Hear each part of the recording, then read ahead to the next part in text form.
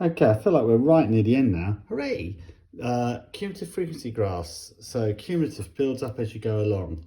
So here are the marks of out of 60 for 180 year 11 pupils. So we've got some people got between 0 and 12. In fact, 16 got between 0 and 12.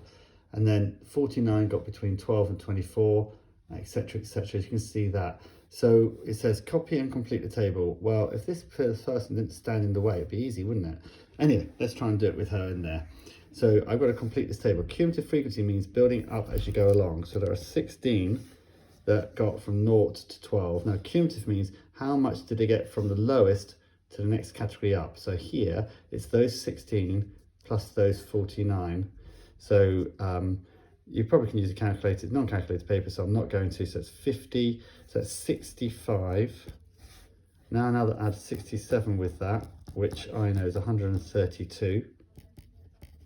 And then add another 32, it's 164. Add another 16 is 180, which is what I wanted. So good, happy days. Draw a cumulative frequency graph. Oh, Mr. Winchcombe, you're so kind. You've already done one for us. Well, look, here we go. So now to label it all. So along the top here is your cumulative frequency. So this is your cumulative frequency, and I want to go up to 180. 1, 2, 3, 4, 5, 6, 7, 8. So that makes it really awkward, doesn't it? So how am I going to do this? If I did it in 20s, 20, 40, 60, 80, 100, I'm going to get to 160. So that's real pants. So let's just do it in 30s. Bizarre, but we're going to do it in 30s. 60, 90, 120, 150, 180. That's okay. That can work. And then along my X here, I've got the marks from 0 to 60. So it's a bit of a squeeze. Sorry about that, guys. 10, 20, 30, 40, 50, and 60. Bit of a squeeze, but hey, it'll be easier in the exam for you. So now this one says at 12, so marker 12 there, I'm going up to 16. So I'm not going to be absolutely precise here, but that's just about there. And then next one is at 24, I'm going to 65. So 24 is that one there, and I'm going to 65, which is about there. And then it says 132 at 36. So 36 is there, and I'm going to 132. So that is about there. Okay. And then it says 48, so that marker there, I'm going up to 164, which is about there. And then lastly, at 60, I'm going to 180. That's nice. That sits there. So now I've got to plot it. Now you do it in 2 sections, so you can do it like that. You should use a pencil. And then turn it over, and you're going to gently go like that. Okay, so now to go back.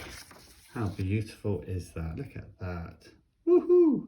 Then the question asks us, use your graph to estimate the median. Well, the median is halfway, so 180 is 90. So I'm going to estimate it down there. So for me, the median, the middle quartile, is going to be 29. There'll be a tolerance given to you guys. It then says estimate the interquartile range. So the interquartile range is the range from the upper quartile minus the lower quartile. So that's the interquartile range. So the upper quartile is the 3/4. So low quartile, if 90 is the middle, half that is 45. So that's my Q1. Oh, come on. Q1 equals 20. That's kind of nice. And then that's 45, so it'll be 135 here. So it's going to be, it'll be beautiful symmetrically along here. That'll always be the same. You should see it being exact same spaces all the way through. So that now 135, just above that marker there. So that all goes down to there, which, I mean, it's roughly about 38. So I'm going to say 38. So the range is from 38 to 20. So a range of 18. So my interquartile range is 18. Then it says draw a box plot on the graph. Well, I can't, can I? Because how to draw a box plot, you'd keep going down there. So effectively, you'd keep the arrows going down, and then your lowest mark and your highest mark, and your middle value there. So if we were to draw this properly, that's how you would do it. You do it, that would sit underneath here, and the lowest mark you've got is 0, so you'd have to do that. The highest mark is 60, and these would be your markers at 20, at 29, and at 38, and that's how you do your box. What's she doing? She's been taken out. What are you doing, Fendi? Strange dog. Right, a pupil will get a mark A if they score over 54 marks. So if they score over 54, which is there, so it then says how many people get an A. So 54, why is she doing this? What's she doing? She's growling and wagging her tail. Hello, Fendi. Anyway, I'm doing some work, Fendi. So 54, go across and all the way across there. And you can see it's just the last block there. So if my blocks go in 30s, that means these are in bizarre numbers here. Yes, dog. So that's in blocks of 6. So I've just really got 6 will get it. So my little bit there is 6. 6 students will get that. Okay, and I'm going to try and do this even though the dog is barking, because it's the last question, I think, that we've got here. So, excuse the dog. It says 25 students in a certain tutor group at Phillips College. So I know if it's a Venn diagram, I've got, go away. I've got 25 students.